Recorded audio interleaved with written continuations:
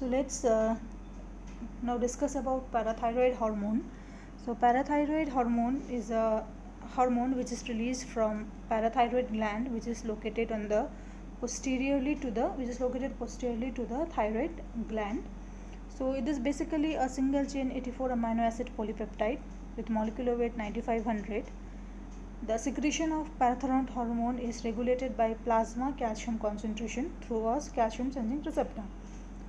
So whenever the concentration of calcium decreases in the body, then these calcium sensing receptors are activated, and once activated they cause the release of parathyroid hormone.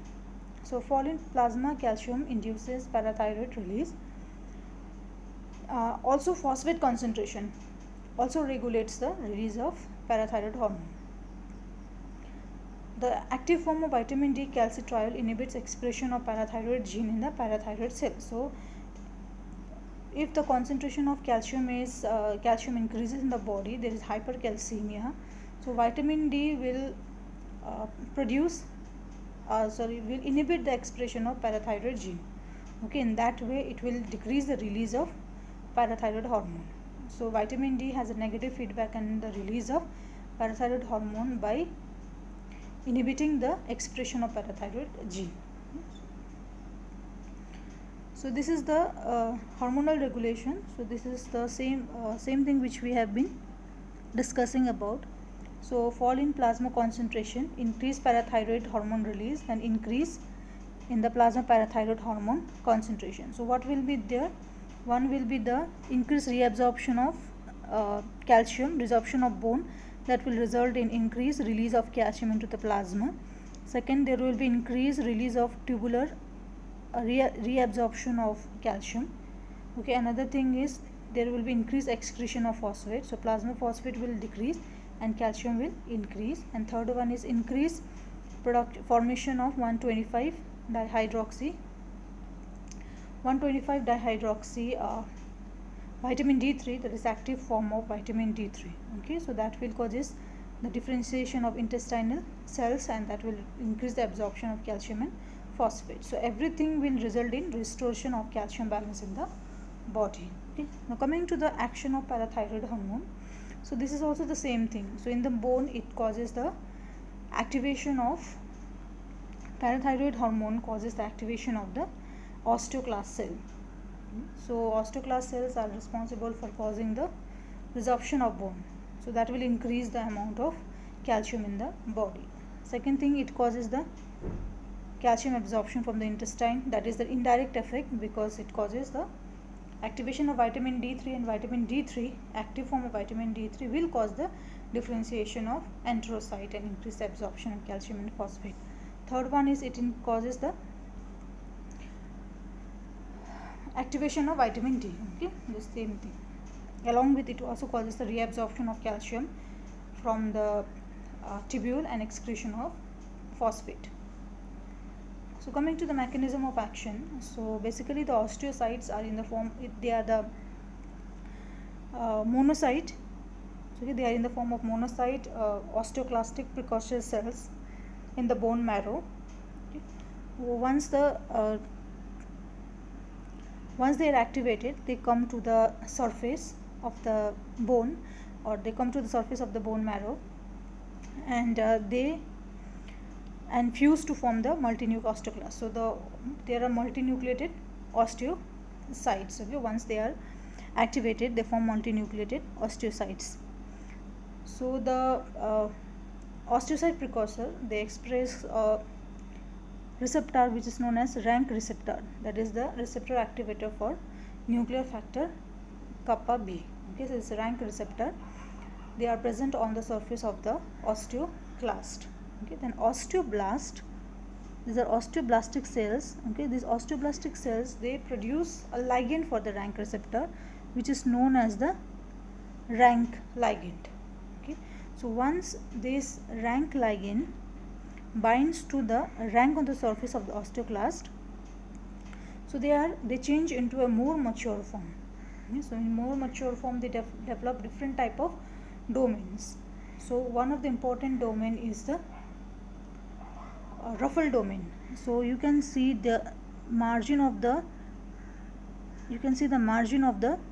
mature osteocytes. They contain a serrated like, they have a serrated like appearance, or there are finger like projections. Okay, so that projections are known as ruffle domain, and this ruffle domain, when they attach to the bone surface, they will start producing different proteolytic enzymes and acids. Okay, so that will cause the resorption of bone. So you can see the activation of the osteocytes has occurred when the rank ligand, which is produced from the osteoblast, is getting attached to the rank receptor. Okay, so for activation of osteocyte, osteoblasts are very important. Okay, so once the osteolytic pits are formed, so you can say there are pits are formed there. So the osteoblast cell will now lay along the pits. So they will arrange themselves along the pits. Okay, and then they will form osteoids, and above that the mineralization will slowly take place. So this is the process of bone remodeling. So in the osteoblast there is another protein or substance secreted. It's known as OPG, that is osteoprotogerin. So osteoprotogerin, if it binds to the osteoblast, then it will prevent the binding of rank L to the rank. So the ligand will not bind to the rank receptor. Okay, so that will result in that will not allow the osteoclastic activity to happen. Okay, so the osteoblast regulates the action of the osteoclast. It either activates the osteoclast by releasing rank L, or it suppresses the activity of osteoclast by releasing the osteoprotogerin.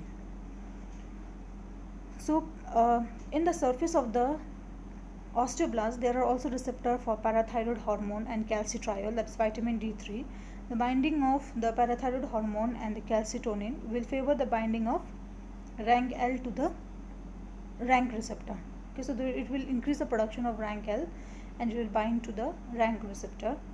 Okay, and then it will cause increase the activity of the osteoclast, and then bone resorption will occur. Okay, but calcitonin is also said to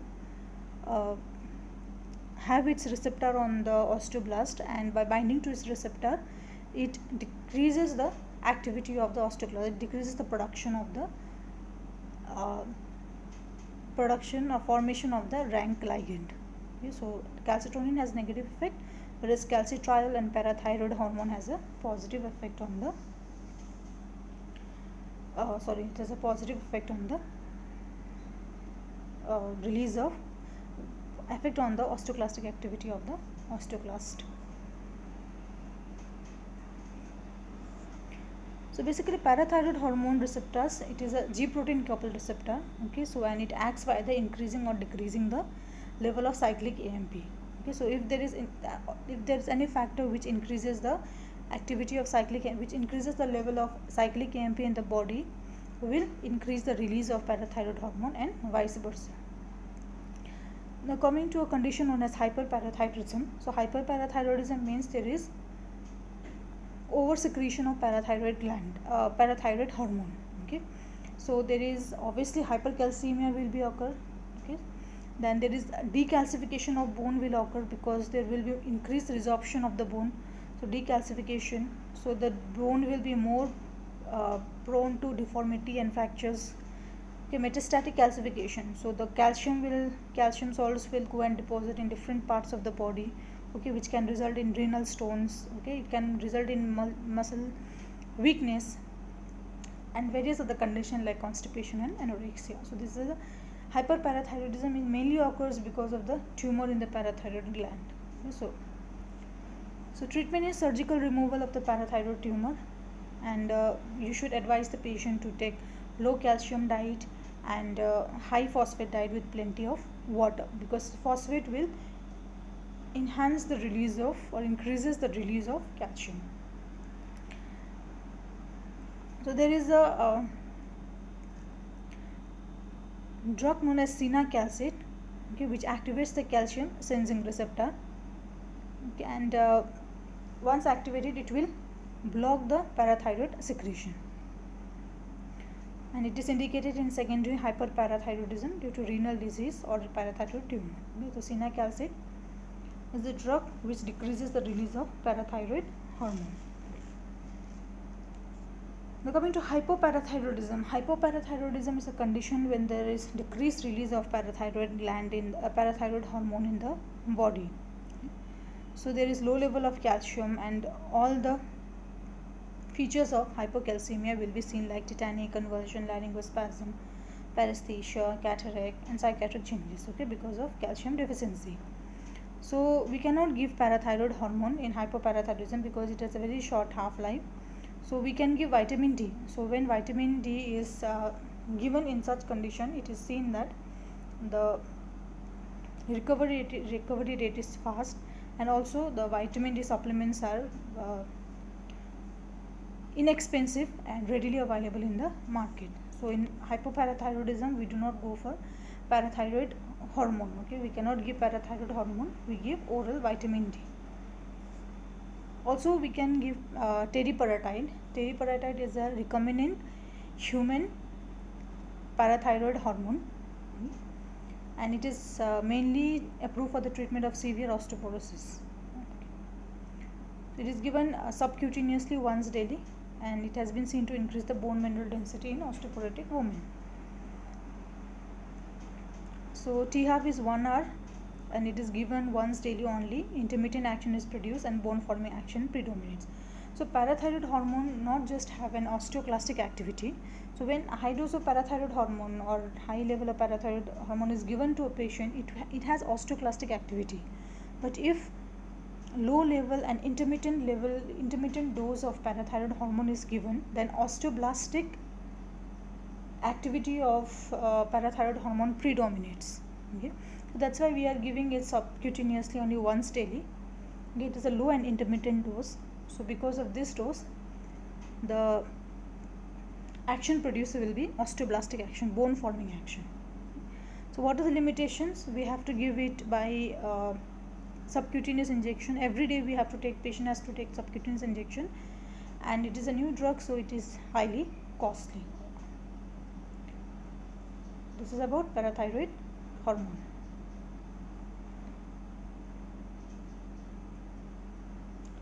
So let's now read about calcitonin. So we know that calcitonin is a hormone which is released from the parafollicular cells of the thyroid, okay. So calcitonin has a negative effect on the plasma calcium level.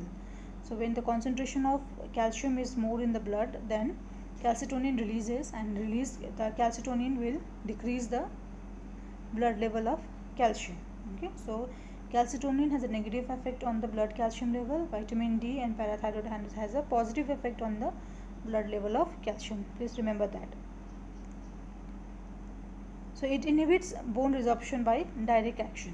So by directly decreasing the absorption of calcium, okay, decreasing the renal tubular excretion of calcium, it decreases the plasma level of calcium.